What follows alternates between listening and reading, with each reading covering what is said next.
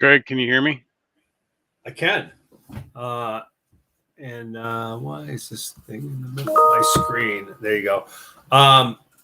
Yeah, and sorry, I know I owe you a call back. I've been been Get right on that a little bit here. How are you today? You know, I am here. I wouldn't say I'm busy or super excited about things, but it's lumber's interesting right now. How are you doing? Good. It's always something. Ashley, you at home or are you downtown? I'm downtown. I don't have the screen behind me today. Can you hear me okay? Oh yeah. Hey, I'm curious, in Chicago, is the downtown area like basically vacant? Like in Portland, I can drive downtown here after we were done with our thing. I could leave and I could just drive 5 minutes to downtown Portland and just find any parking spot I want. The place is empty. It's a ghost town. Well, I don't know why that would be. It's like well, let's not talk about that. But I'm just curious, is Chicago like that? No, Portland's gone downhill, buddy. I mean, like the city of Portland, the downtown corridor has gone. It's vacant. It's weird. It's like a ghost town. It's just quiet. Is Chicago like that? Is the Miracle Mile boarded up, or is it humming? No, downtown is booming. It's crazy how busy it is down there. It's wild. I was telling my wife coming home on the train in the last 2 weeks, trains are full. Somebody just asked, "Can't you take an Antifa member to lunch?" Hey! Ash, before we get going, I want to just say, we got a lot of feedback last week. We went a little off the rail. I went a little off the rails, got a little political. We had a lot of feedback, and very varying degrees. And I appreciated that. But I think it's important sometimes when we have a policy issue that directly affects our industry that we should highlight it. And so here I go. Student loan fiasco part 2. Think about the perverse effect of saddling young people with debt that ultimately prevents them from achieving the American dream. There's a big article about we've created this next generation of renters that are never going to be able to buy homes. And it's created this whole industry of big businesses that buy whole subdivisions that they're ultimately going to rent out. That is going to have a direct impact on our industry as we move forward. So I had a conversation with a person the other day about it. That's pretty high up the food chain, and their comment was they're not as high up as you are, Greg, but they were pretty high up there. And their theory is that we're now seeing 2008, 9, and 10. We saw about 0% of these big companies buying single-family homes. Do you have about 15% now? His theory is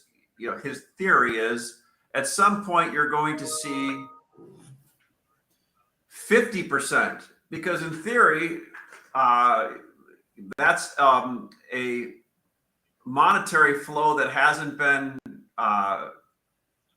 has been exposed now, and now they're consolidating that, right? Home builders, institutions buying it, and like you said, all of a sudden, next thing, everybody's renting everything, right? And I just, an article about Jeff Bezos, who's backing a company called Arrived Homes. Have you read about this? So they're gonna have a fractional ownership model of homes. That's one way for institutions to get into the housing market, and then there's another way, which is rent to own strategies that are now popping up. So a developer comes in and puts up 100 houses, and then they rent them out, but with the idea the first 2 years of payments will be applied to the down payment of the house. It's sort of a rent to own business model. I mean, it all stems from the idea that housing costs have kind of gone up a lot. 20% in 2021, 20% in 2022. We know that's not sustainable in the long run. You can't have 20% year over year gains in any commodity. And housing is a commodity, like Greg says. How many homes are for sale? All of them. We're finding that out right now, right? So it will be interesting to see where housing goes in this country. But when Jeff Bezos is setting aside billions of dollars to buy the dip, I mean, what does that tell you, right? Well, think about it. He can put refrigerators in that if you take your milk out, all of a sudden it sends an email or a direct message to Amazon and to Whole Foods to you in theory will be renting a house, but inside of it will be all this technology that monitors everything you do, and everything will be a la carte when you want to do something. I'm still waiting. I'm still waiting for like when you're walking places and it does the retina and targets the ad directly to you, right? I mean, I think that's cool. But, I'm just not, as long as no one else can see what's being targeted at me, because that might get creepy. Yeah, no doubt. Well, let's fire this up. Welcome, everybody, to This Week in Lumber with Matt Beamer and Greg Riley. Greg Riley's from Sitka, USA. Matt Beamer from Hampton Lumber Sales. We talk about the weekly events in lumber, housing, and we merge the political sphere with what's going on in our housing market. So let's talk a little bit about last week when we talked. We had the conversation where I was out of it a bit, and boy, we sold off a little bit last week. We're coming into this week. It seems to be, and Greg, you're talking to you this morning, that there's still liquidity. But we had this question that we brought up: what does housing look like? Because obviously the level of what we're building new homes at, selling them at, is starting to pull back today. And what report did we have today? Was it employment or was it payroll? It was payroll, and it seems to be, from what I read about the payroll, if it wasn't for bartenders and people working in restaurants, that wouldn't have looked so good today. Yeah, you get you get unemployment report on Friday for August, so that'll be interesting also. So let's talk about Matt. Where do you want to start? You want to talk about the current cash market? What do you want to talk? What do you want to think? What do you think? I mean, I can talk about. I was kind of more in a listening mood this week because the current cash market isn't super exciting. So if you want to talk about something that's not super exciting, let's go ahead and talk about it. But we're in the Matt, final days along that line, of August here, right? Your primary markets are like Texas, Southwest, mountain areas. Is that a fair characterization? Pretty much, yeah. The western half. Lots of markets, right? Mainly the western half of the United States, the upper Midwest, the center part of the state, west of the Mississippi. The reason why I bring that up is, like my reports are that those areas are the slowest in the country. And you probably get that from your sales floor also. We are, if you look at the western markets, so some of the bigger western markets in the last 2 years have been places like Phoenix and Boise and Dallas that have just kind of exploded, right? I mean, the frenzy for real estate in those markets was worse than, say, Portland, Oregon. And so now things are slowing down. Part of it is just economics, and part of it's weather. And Texas has had a lot of rain recently, and so that's not helping to keep the flow of material at the same rate that it was in June or July. There's a lot of rain down there, which they need. It'll probably help with the refilling of the reservoirs and whatnot in Texas, but in the short term, it makes for lots of muddy conditions, and job sites get pushed back and all that kind of stuff that happens when it rains in Texas for any length of time. So I would say the western markets are okay, but I mean, we've been, like you talked about before, Greg, we've been prepared for this. We knew that slower conditions were coming, and now they're here. So we'll just see how the rest of the year plays out. I fully expect at this point with the price of lumber going down below production cost, that you're going to start to see more and more curtailment announcements as we move into September and October. So, I mean, I was having this discussion with somebody today. So if we're talking about curtailment, you know, I mean, the history of the business is that curtailment comes like it's a lot longer than we think, quote unquote. And I guess, you know, my hard thing is like, so if mills are going to curtail, it's because there's not the business there to support the prices. So, you know, what am I going to do? Mills curtail because am I going to buy a lot of inventory? No, I would say that that's the problem, right? I mean, people have inventory right now, and so if your mill inventory starts to grow, and then your log costs remain high, your labor costs remain high, and your cost of production remains high, then it becomes a much easier decision to take some time off. So, you know, that's a lot. Usually what happens with curtailments is inventories. And so when inventories back up at the mill, that's where it becomes critical. If the mills can keep moving their inventory, then they'll keep running until the red ink becomes too big to handle. Do you have any sense, Matt, on how much, you know, we saw the shipment numbers, you know, I think through the first quarter. I don't think we have the first half numbers, but you know, production and shipment were down in Canada, specifically BC.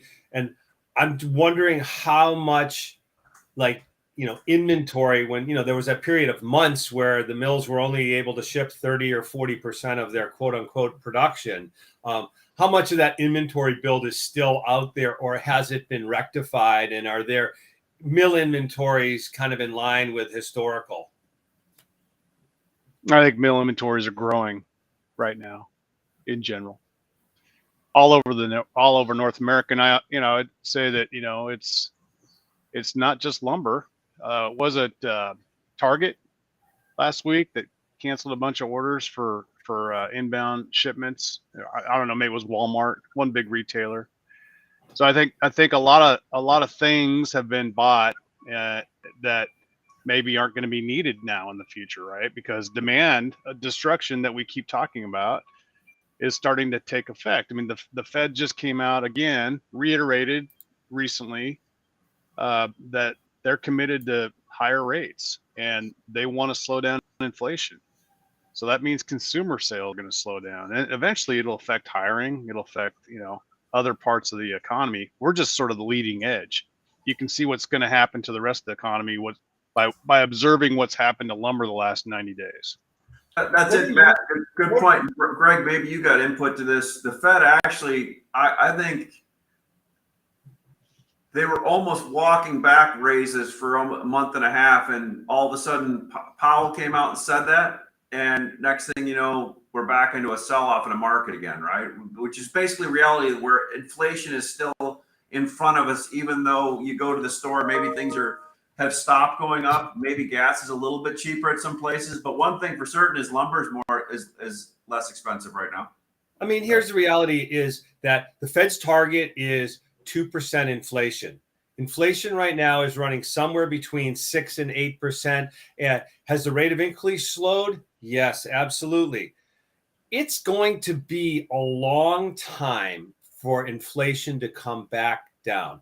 We're dealing with, you know, record year over year increases in the money supply and constraints on supply due to, I don't want to get political here because, you know, but because COVID policies made no sense there. So, you know, my best estimate is from we may need to fire up Brian Westbury again to get some insight into this. But he's telling me that, you know, to get back to the Fed's target, you're going to have a protracted period of slower economic growth, and it's probably going to draw us well into the second half of next year. I sit here and I go, I tell people the worst is yet to come. To Matt's point, we'll bottom out before it gets that bad in a lot of other sectors, because Matt is right. We are the leading edge. I mean, well, we're not. Toilet paper was, right. Yeah. Toilet paper went up before lumber. Just remember that. That's that. I put that into one of my new, one of my new leading indicators.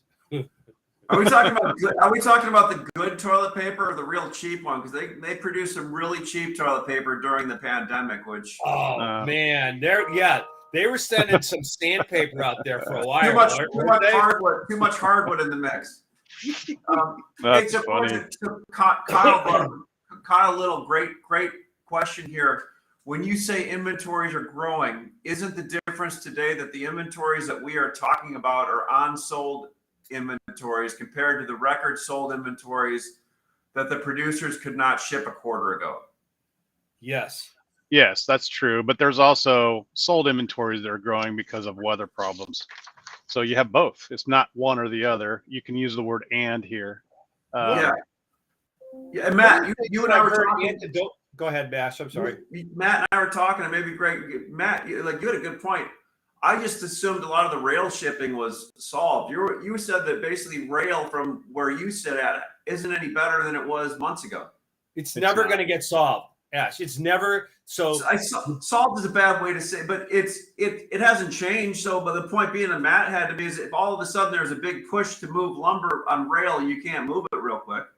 The go forward status quo is going to be the way it has been for the last 6 to 8 months and for some period of time. That you should just plan on that. And I mean, but I will say an interesting thing is I had a mill this week in the East that for months has been 2 to 3 weeks in shipment, and called me yesterday and said, here's the cars that I can load this week, which was like, kind of was a wow moment for me. Matt, maybe you can comment on this. I'm hearing some anecdotal talk, two things. One about contract cancellations. Whoa. In that people have contracts and they're saying, hey, we're just not going to need all of these cars between now and the end of the year. So we're going to, can you just suspend? I guess the suspension is the right word. We're going to suspend that volume. Interesting. Right? Go back 6 months, Greg, and we were talking about how everybody was adding from their spot to their contracts, and we're just loading contracts up. Have you heard? Have you seen? I mean, you've got a pretty good keen insight into that, I think. I'm not going to say that it hasn't been asked of us, but I personally haven't been asked, and I don't know anybody in the room that has been asked. If they have been asked to slow down the contract flow of lumber, I haven't heard it in the room. We haven't talked about it in any of our sales meetings. I haven't gotten an email from anybody asking me that. So I'm completely unaware. That's the first I've heard of it. However, having you talk about it, it wouldn't surprise me if it has happened, right, or will happen in the future, because that's what happens. I mean, these contracts are even though they're contracts, they end up being flexible at times. So when the thing's really going gangbusters, you almost always get the phone call, hey, can you add to my contract? Hey, can you send me some extra wood? We just, 5 months ago, I was in my role as a salesperson. Part of my role as a salesperson was to make sure that, I was covering everybody to the best of my ability, which was hard to do because we were all having trouble sourcing lumber. Now that that's not the case, now that everybody can source lumber and you've got mills calling you saying, hey, I can load this week, and inventory is growing, whether that's inventories in the field or inventories at the site, our industry's slowing down, period. And the result of that is going to be higher inventories and slower rates of consumption. Everybody's turns are going down a little bit. So we're going to go back to a market that's more along the lines of 2015 to 2018. And the stats are going to back me up on this too. You'll watch. You'll see housing starts in the 1.1, 1.2 range here pretty soon. And that's where we were in 2015. That's exactly where we're heading right now. Well, maybe that's a great idea for the poll is in the next 6 months, what will be the low monthly seasonal housing start number? Great idea there, Matt. We'll get that poll out and have it for next week. See what everybody thinks. So Dana Iverson was asking Matt, and I'm trying to think back if this was related to Matt, if a layoff occurs on the labor side, are those available to be rehired when they are needed? I think what you were talking about, Matt, that probably comes up to if you lay somebody off because of a curtailment. Maybe that was the question. Does that make sense?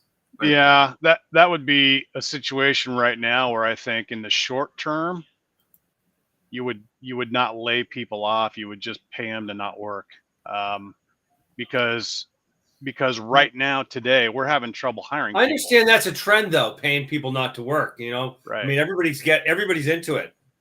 I mean, we can't hire enough laborers to run our reload, where we have 25 acres of storage, a sort chain, a chop saw, and we load all of our rail cars for Tillamook and Warrenton out of. We're short 5 or 6 people, and we're paying incentives to hire, and we still can't get anybody. Maybe that needs to change. Maybe more labor will show up, and those jobs will get filled eventually. I don't know how the labor part of our economy right now is a real head scratcher. I mean, and it's not affecting just Hampton; it's affecting every business in America, right? Truck drivers, restaurants, supermarkets. What do you think about this? You name it. What do you think about $22 an hour to work at fast food at McDonald's, California? How's that? I wish I could do that. I got paid $3.50 an hour to work at McDonald's when I was 17 years old, and then they fired me because I kept not showing up because I had baseball games I was pitching in. I never told anybody. Ken is saying U.S. North American energy advantage on natural gas, electricity, and oil versus EU, UK will drive marginal production here. John Bavister, John Hutchison Lumber, Iowa, welcome having you on here. What does an even dollar euro exchange do to the East Coast market? I mean, so there's always this thing where if Europeans have a high cost of production, it's not going to come over here. Have you noticed any less euro coming over, Greg, or same amount, more? The maximum amount of euro that all of the ports and the shipping lines can handle will be hitting an East Coast and Gulf port near you in the next 60 to 90 days. Demand in Europe is zero, absolute zero. And those mills have, in order to run efficiently, they have to run full out. And the only place, the Asian market is worse in terms of price return. I see no slowdown, and I mean, there's going to be some. It could get ugly in October. Where you're saying there could be, so whatever vessel space is available, they're going to put wood on it and ship and point it this direction. Right. When they've added vessel space for the fourth quarter, it's really a function of how much the ports can handle. That's the limiting amount of how much wood. And as you've seen, we've added additional ports that they're shipping lumber to over the last. I think the reason for that could be too, Greg, is some ports are just almost impossible to do lumber business with. I had some loads in some of those. It's actually, we have some experience with that. You do that once and go like, I'm never putting wood in that port again. Yeah, we all know who they are, so we'll just remain nameless. Ken was asking, does the November contract have a 2 or 3 handle on it soon? Oh gosh, Ken. Yeah. I don't even want to go there with that kind of a thing, but not there's. I'm going to say no. You don't have to worry about going to a 2 handle. You'd have to go sub-million housing starts in the next 60 days for that to even have a chance. But and my big wild card is, and I had this discussion today, is look at futures, and until that's a premium to the cash market, that's one of the signals that will tell you that we're getting closer to a bottom. Notice what I said. It's one of, and it's closer. It's neither one of those are definitive, but that's something that, I look for as a signal. Go, oh, maybe things are different because, January's $40 or $50 over today's cash market. And where's Nova? 480. Stand by. 481.60. Okay. 481.60. Yeah. January's 505. September's 510. Cash market today, Matt, is, what do you think? 500 bid? Yes. 500 bid? Yeah, I think if you, yeah. 520 print. High 400s. Yep. Yeah. And the one thing I will say is it's interesting is that Eastern spruce numbers are all higher than historical relative to Western spruce. And I'm trying to reconcile that as part of why my question was like the relative slowness in West Texas and Western markets versus East Coast. I'm trying to reconcile. I've heard, and I can't prove it because I don't deal there, but I've heard that the New England area and the Northeast in general, that corridor has been relatively busy, and a lot of activity, a lot of swinging of hammers, and a lot of construction activity going on. A buddy of mine was just in Boston. His son got accepted at Harvard. I'm sure he's really proud for his son. I know I'm proud on his behalf. Anyone that's got a kid accepted at Harvard from California, that's a pretty big deal, right? But he flew back there last week to drop his son off at the dorms as a freshman, and said Boston's humming. Just there's all kinds of activity over there. So, Yeah, I was just there a couple of weeks ago, and it's. Was that true? I think that I think that everywhere is pretty busy with the stuff that's in the pipeline and was going right. Mm-hmm. Yeah. But I think you may be onto something. Maybe northern markets, Northeast, Midwest, looking at the calendar, are just really busy here. They tend to be more like middle market and smaller builders as opposed to heavily dominated by big national builders. And those are the people. Those are the people that one of your older inventories of homes, right? Older ages of homes. And there's a lot of repair and remodel going on right now, especially as people move out of more urban to more of a suburban area. I can speak from where we live, Greg. You can't go up and down any street without seeing some kind of remodeling going on. I can only imagine the upgrades of some of the places in the Northeast. I'll have to watch some more episodes of This Old House to see what those boys are doing over there, digging out those stone foundations and putting some mansions up, right? There you go. Kyle was saying he would concur with Greg's comments on shipments headed to U.S. ports over the next 60 to 90 days. So as a buyer out there, if you know how to time those shipments when they hit, who the person is that's actually involved in the euro and how they price it, you can time that to, because there's some groups out there that just want to spin it before it even hits and clip their coupon, right? And that's when they could load up on it. Does that make sense, Greg? Yeah, I'm curious. You guys, how long is the Ukraine war? When did that start? February? January? March. Okay, mm-hmm. So I remember having a conversation with a buddy of mine that's a euro. He's an importer, and he was telling me at that moment when that war started, oh, the Europeans need all the lumber, and there's going to be a lack of lumber coming in from Europe in the remaining of this quarter and then into the third quarter. Well, now we go. It's been what? March was, so yeah, it's been 5 months.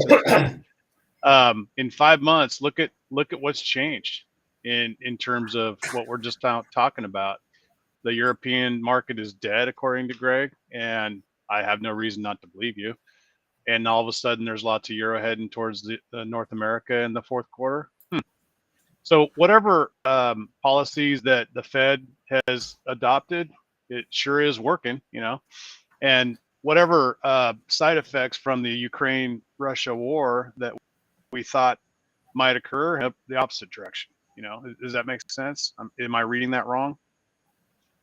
No, I mean, one of the things was that it had, like, all the contracts that were in place in March, the sanctions let all the existing contracts, and so that stuff kind of ran out through July. I mean, I think Random Lengths just put out a number and about the drop in Russian imports in the second quarter, and you'll see more further drop on Russian imports in the third quarter.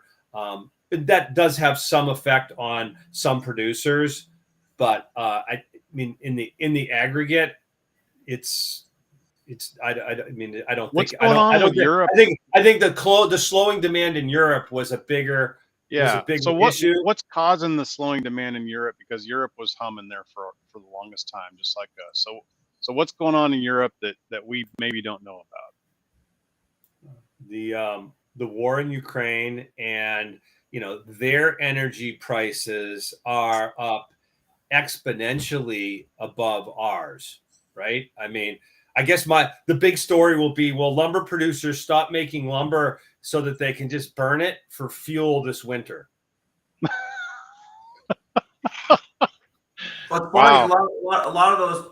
When you go to the big boxes and you see those pellets of Pallets of pellets, pellets of firewood. A lot of it is KD spruce SPF out of Europe that they kill and dry and ship it over here as firewood. It's for us to burn, is for pleasure.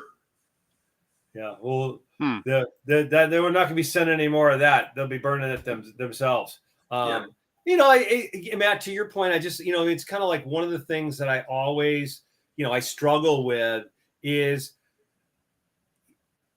the unintended consequences of actions. And so often when I'm looking at the markets, there's a knee-jerk reaction to look at something that happens and, think that that's going to produce this outcome.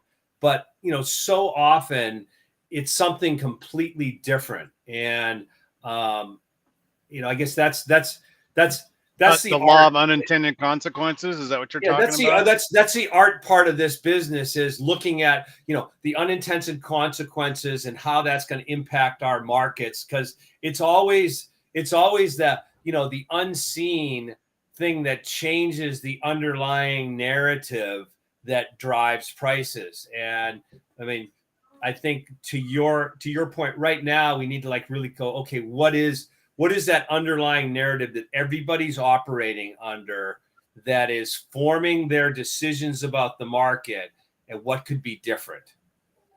And I'm clearly in the seek to understand mode on that. So, quick, Matt, you brought a good point up, back to the markets of 2015 and so forth. A lot of these trading floors, distribution, have built up and hired over the last 3 years. And a lot of people have been in this industry for the 3 of the best years to be in the industry, but especially if you were selling and buying lumber, right? Sure. You and Greg have both been through where you and I have called each other asking us, why are we even in this business? Right? Sometimes. Sure. Right. So what's your advice, and what do you think is going to people that have been through this 3 years, but now they're going into the unknown? What can they expect? Well, I think you just have to operate with less. Less is more is the attitude that I have right now. So in terms of my inventory that I'm willing to speculate on, the stuff that I put on the ground is going to be a lower number, not just dollar amounts, but volume, because that's what the market is telling me, right?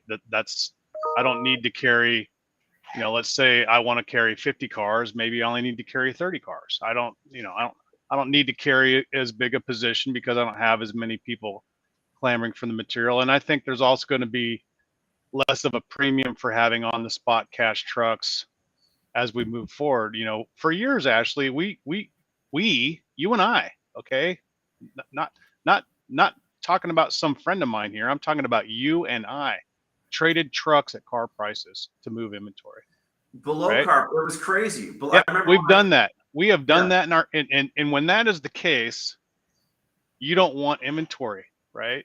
There is no point in investing in inventory if all you're going to do is turn around and sell it for the car price delivered. You've just lost all your margin, all your cost of handling, all the it is a pain in the butt to manage inventory correctly, as you know.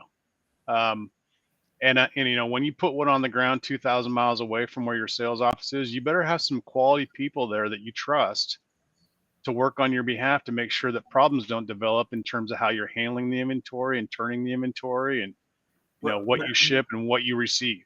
When I was at my previous company, I was explaining to the guys when I was first there about how truckloads trade historically at a discount, and they were like, "Why would you do that?" Right? Why would you do? Well, you just answered your own question. Why would you do that? You wouldn't. And I would say to them is this can go on for years like this. So what you need to do is add value to why you do it. If you're just somebody that wants to buy a whole bunch of cars, put them on the ground and sell them with no expertise or value to add, that's a tough one. Greg, Yeah. what's your that's great input, Matt. What's your thought? My advice is the best time to start saving your money was 3 years ago, and the next best time to save your money is today.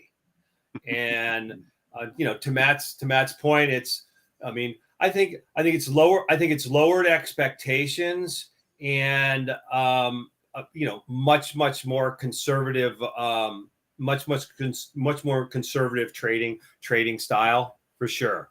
Yep. Yeah, no.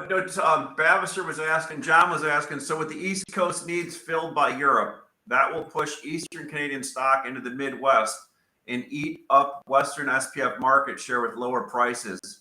And 16s back to a random lengths discount. 400, here we come, question mark. I fully agree. 100%. I think you just nailed it. Why are we even on the show? Let's just get John on here. Yeah, we should. We'll get. Yeah, great idea. John is going to be filling in for me next week, guys. Okay. Kyle was saying wood pellet price rate of return is now 4x from previous year and already more than any downfall low grade SPF. Agreed. Current trend is putting it north of the equivalent of foreign delivered Eastern U.S. port. This can create some challenges for shipments for late Q22 and Q1 23 shipments. Yeah. Well, the other interesting thing that I was talking to somebody today about is, when you look at the dynamics of the market, look at the relative performance of low grade lumber versus high grade lumber and how, where it was trading, like tight.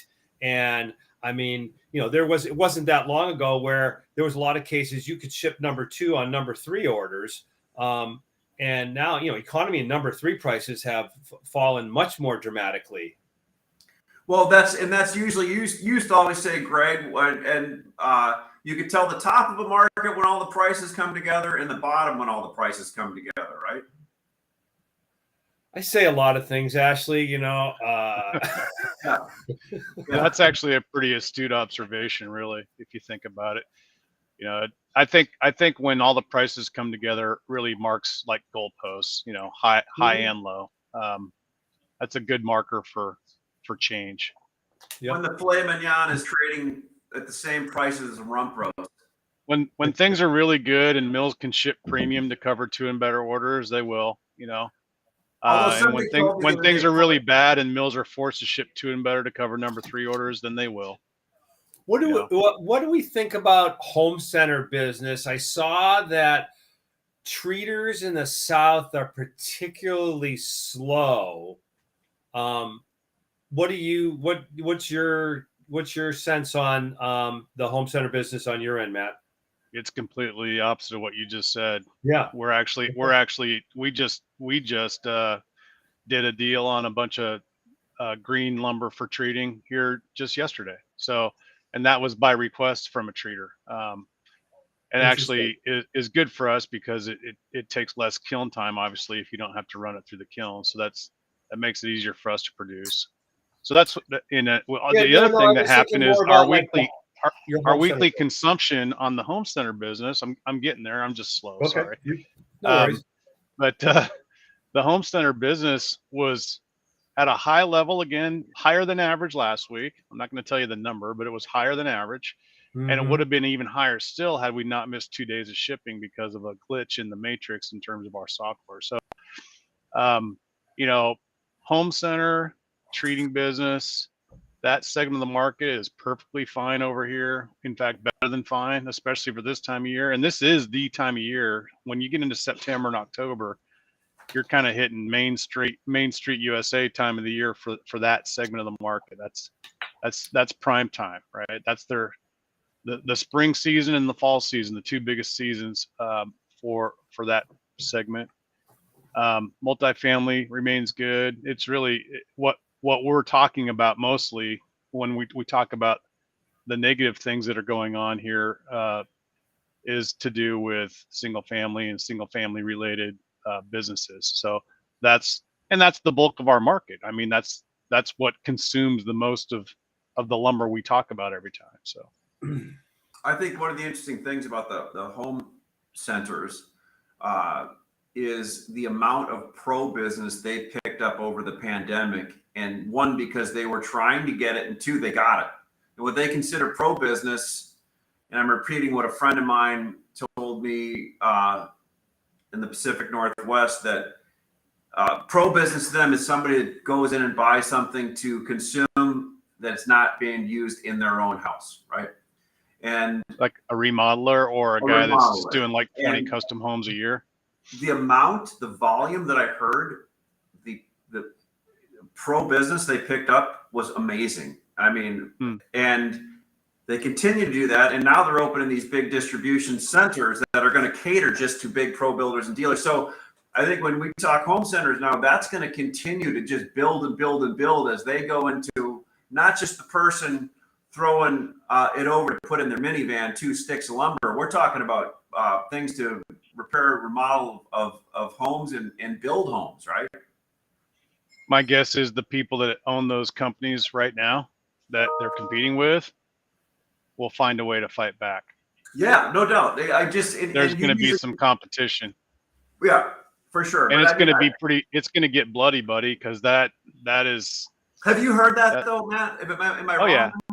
No, you're not wrong at all. And part of that, Ash, is how much more, there was two things. There was a period of time where, there's some places said, no, we can't supply you because, they were taking care of their preferred customers or they didn't have enough allocation of certain products, right? Yeah. So the only alternative was to go to a home center. And then the other side of that is their price. We've talked about this before. Their prices adjust lower much more quickly than the pro dealer based on their inventory, right? It's a good. That's two. So those two things, those are the two things that I see as having contributed to that. I know of home builders, large ones, that have taken their first test shipments out of some of these big facilities to try to see how it works. So the one thing we know that's constant is change. The other thing that I know that is true is that we are way over our time allotment, and I'd like to say for all of you that have stayed with us today, we appreciate your support and your patience. Just a quick plug: we've got an upcoming announcement. Ashley, you want to talk to us about it? Yeah, we'll have an announcement out tomorrow. We're doing a little soft opening of the exchange today. So if you go to it, the users, you can list the buy and sell. And tomorrow we'll come out with a press announcement and kind of show you what we got going on. Pretty exciting stuff. It's gonna be exciting. Yeah. Congrats, and we'll look forward to a lot of good things on MX, changing the world digitally one day at a time. Thanks, everybody. Thank you. See you guys. Bye. See you,